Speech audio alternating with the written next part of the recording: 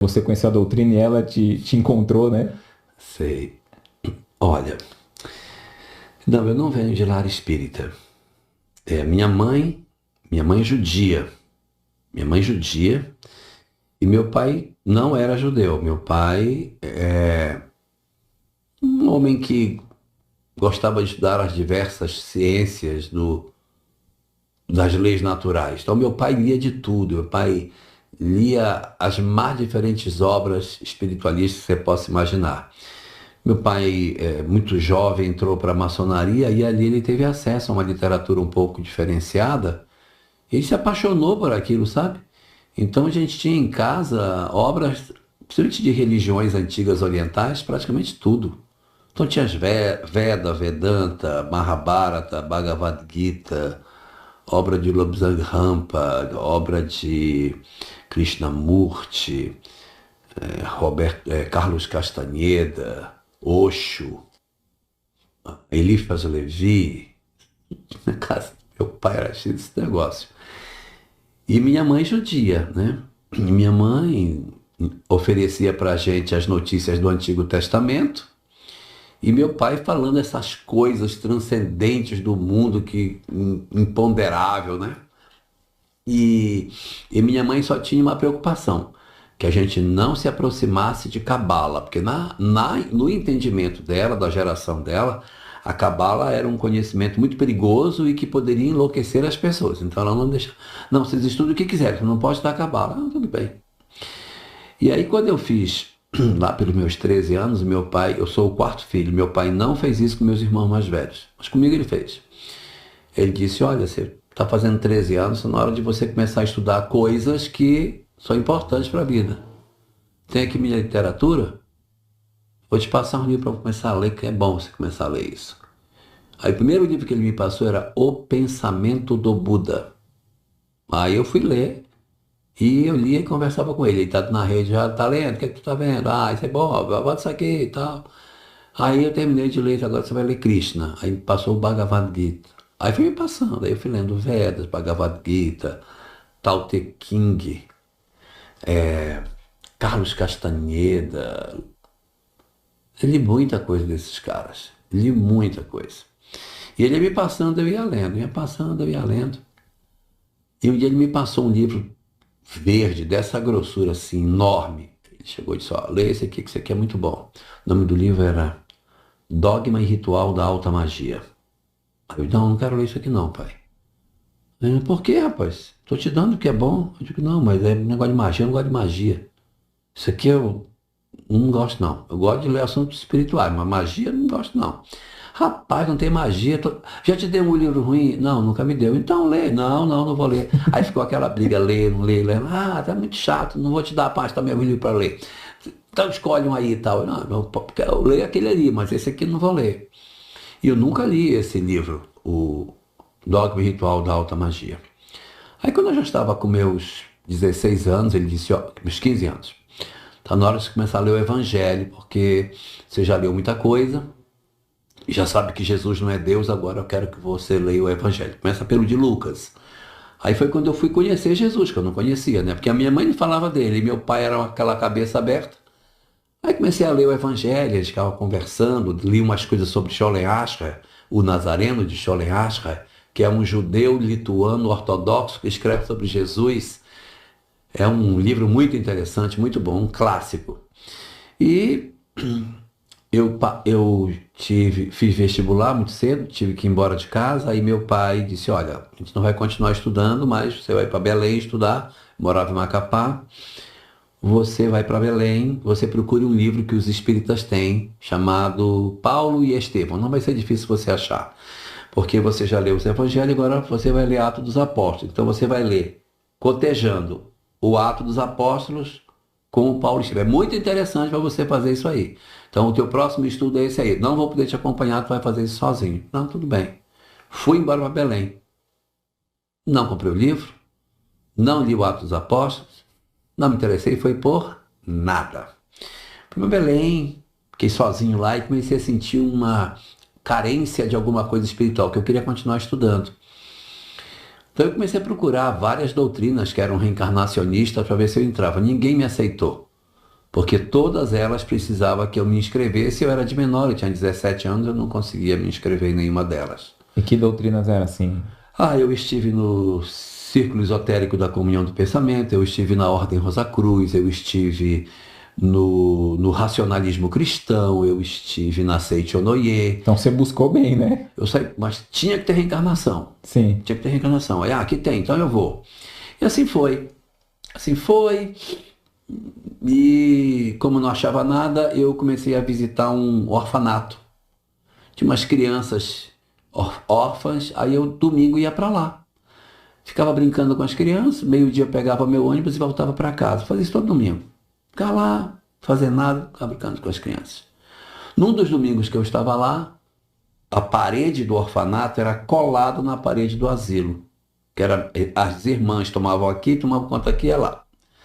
Aí eu vi uma cantoria pro lado do asilo, aí eu subi no muro e vi que tinha um pessoal lá no asilo cantando.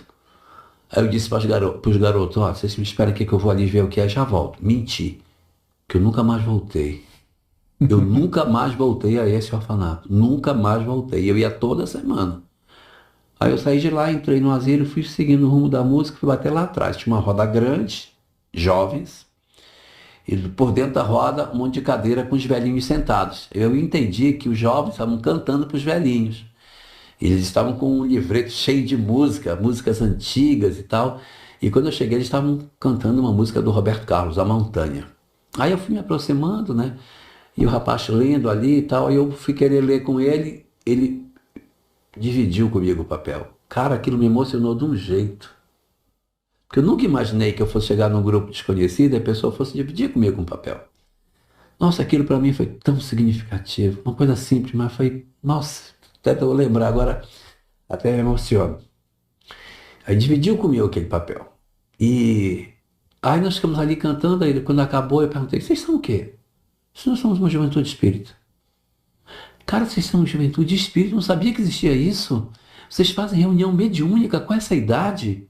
Eu disse, não, a gente não faz mediúnica. Mas vocês não são espíritas? Sim, somos. Então, se é espírita, faz mediúnica? Não.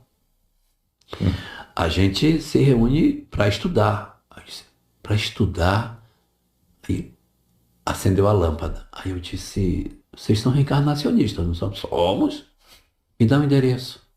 Estou atrás de um lugar para estudar que tenha reencarnação. Talvez eu tenha achado o lugar. Vou te passar o endereço. Aí passou, que eu li o endereço. Mas isso é a esquina da minha casa. Eu procurei Belém inteiro e era na esquina da minha casa. Aí eu fui para lá, cheguei lá. Quem era o coordenador da juventude? Alberto Almeida. Sério? Alberto, na época, era 7 anos mais velho que eu. Hoje eu devo ser uns 20 mais velho que ele, mas ele já foi mais novo que eu. Alberto era acadêmico de medicina, tinha 24 anos e eu tinha 17. Aí eu entrei no movimento espírita e aí no primeiro dia que eu fui, quando eu ia descendo, tinha uma biblioteca. Eu digo, uma biblioteca espírita. O livro. Aí eu fui, disse, você tem um livro aí chamado Paulo Estevam? Eu cara, tenho. Aí abriu assim a gaveta, tirou um livro velho. Aí me deu, tá aqui. Aí eu fiquei folheando o livro, página amarela, horrível já. E ele conversando com outra pessoa, e eu folhei, muito obrigado. Hein? Capa dura, muito, acho que é a primeira edição. Aí, você não vai levar? Eu não posso levar, é a primeira vez que eu estou vindo. Mas eu vou voltar, eu gostei, eu vou voltar. Eu vou voltar sim. Não, você vai levar. Eu não posso levar, amigo. Ninguém aqui me conhece, ninguém sabe. Quem sou eu? Não posso levar um livro de uma instituição. Aí disse, não, mas eu conheço você. Não é? Não estamos conversando, então eu lhe conheço. Você vai levar. Eu digo, não faz isso não comigo, por favor. Não, vai me dar seu nome aí. Pega o seu endereço. Pronto, o livro é seu, você tem 30 dias para ler. Eu achei aquilo.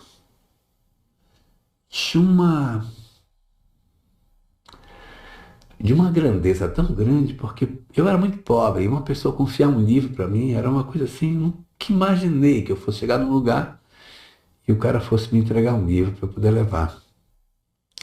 Aí peguei esse livro, cheguei na minha casa, eu chorei.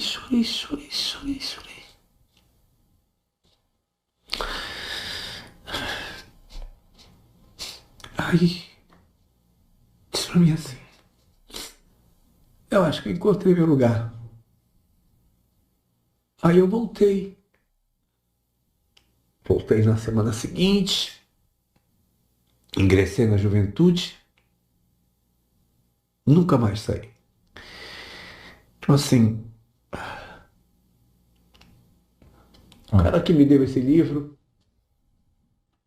o cara que me deu esse livro nem sabe o que ele fez. Ele chegou em casa e nem lembra do que ele fez. Tá uma besteira. Hoje eu sei que se aparecesse uma pessoa no centro espírita, eu daria um livro, sem nenhum problema. Até doava o livro, nem emprestava. Mas para quem não tem, é muito importante. Então assim, eu eu sou fruto desse acolhimento.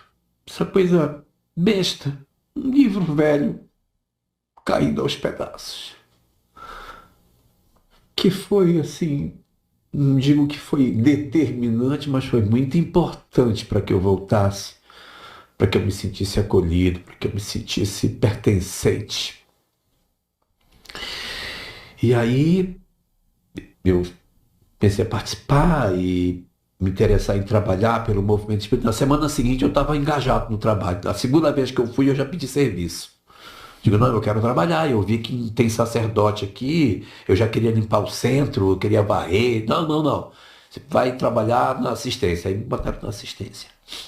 E eu me tornei espírita quando eu tinha mais ou menos os meus 40 anos.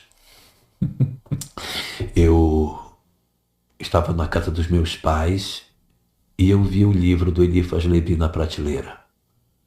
Aí eu disse para o meu pai, agora eu tenho coragem de ler o livro que o senhor me ofereceu quando eu era adolescente. Ele não lembrava da história.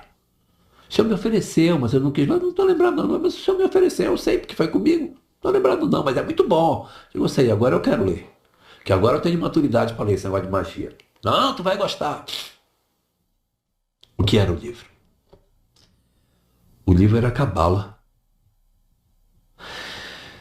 Se eu tivesse lido esse livro que eu não quis ler, eu teria descoberto a Cabala, que a minha mãe não deixava eu ler. Se eu tivesse descoberto a Cabala e os conceitos que a Cabala tem e o quão próximo do Espiritismo eles são, quando eu tivesse ido para Belém, eu procuraria a sinagoga, que eu não fui. E se eu tivesse ido na sinagoga pelo interesse que eu tinha com Cabala, eu teria me tornado um judeu religioso. Estudaria judaísmo, estaria até hoje dentro do judaísmo, nunca teria conhecido o Espiritismo. A decisão de ler ou não ler um livro foi a bússola que me levou numa direção. Se eu tivesse decidido pela outra, certamente a minha história de vida seria totalmente diferente. Uma coisa que não tem a menor importância. Um livro, ler, não ler, determinou toda a história da minha vida.